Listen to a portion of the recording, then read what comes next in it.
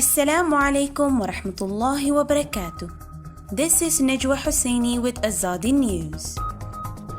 Bangladesh's plan to relocate hundreds of Rohingya to remote island must be dropped, says Amnesty. Sweden provides USD 1,500,000 to UNFPA women and girls. The Bangladeshi authorities must abandon plans to relocate more than 100 Rohingya families to a remote island in the Bay of Bengal, which has not yet been declared safe for human habitation by the United Nations, and where many refugees are still reluctant to relocate, said Amnesty International.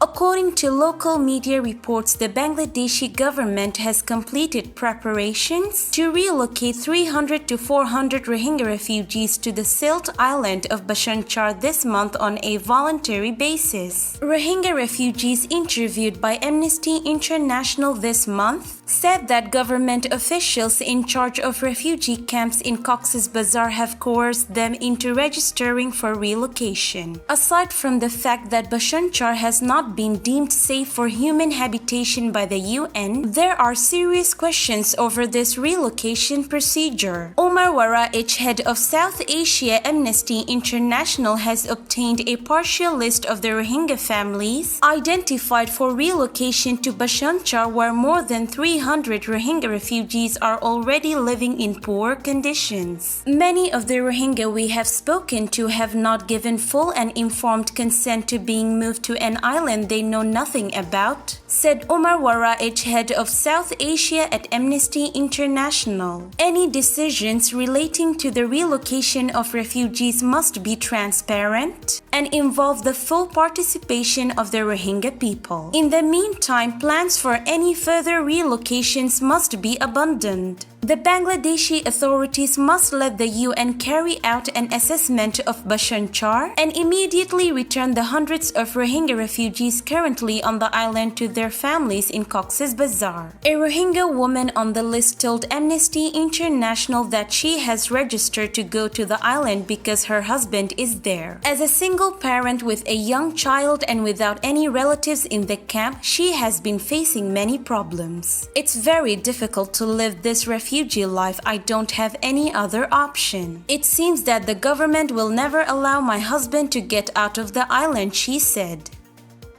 On 10th November 2020, Mr. Anders Frankenberg, head of development cooperation of the Swedish Embassy Section Office in Yangon, and Mr. Ramanthan Balakrishnan, UNFPA representative for Burma, signed an agreement for a grant of US $1.5 million.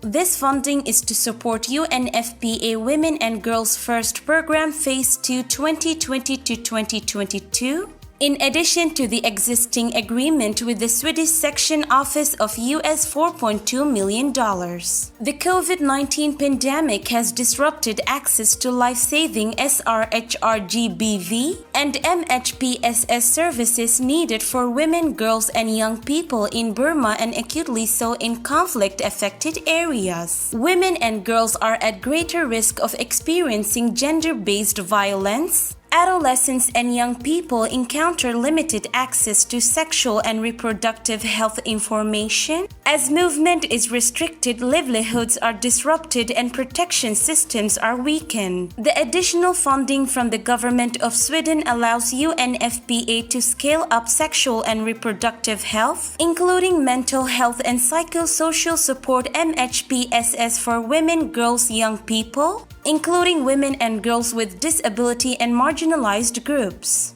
Bridging the humanitarian peace-building and development nexus, the Women and Girls First program is benefiting targeted population across Kachin, Rakhine, Shan, Mon, Kayin, and Kaya states. Mr. Ramanthan Balakrishnan said the pandemic has curtailed access to health services in Myanmar, especially those related to sexual and reproductive health and rights SRHR and gender-based violence GBV, with a disproportionate impact on women, adolescent girls and youth in response UNFPA. Burma is focusing efforts on ensuring continuity of essential SRH and GBV services, especially in conflict-affected areas, and mobilizing youth and women's organizations and their networks to accelerate response. The additional funding from Sweden enables us to continue and scale up these much-needed interventions. Mr. Anders Frankenberg said meeting the sexual and reproductive health and rights SRHR needs of women, girls, and young people in conflict-affected areas of Burma is a clear priority for Sweden, and we have supported the Women and Girls First program since its first phase starting 2015. The COVID-19 pandemic has significantly increased the challenges in an already dire situation, disrupting critical SRHR services, limiting access, and increasing GBV risks. Increased investments are needed to meet the needs, therefore Sweden is increasing support to the program, contributing to positive change for conflict-affected women and girls in Myanmar. UNFPA, United Nations Sexual and Reproductive Health Agency, continues to deliver critical and life-saving GBV, MHPSS and SRHR services for the most vulnerable women and girls through 33 women and girls centers and mobile and static clinics in Rakhine, Kachin, Kaya, Kayin, Mon, and Shan states. The Women and Girls First program is funded by Australia, the EU, Finland, Germany, Italy, and Sweden.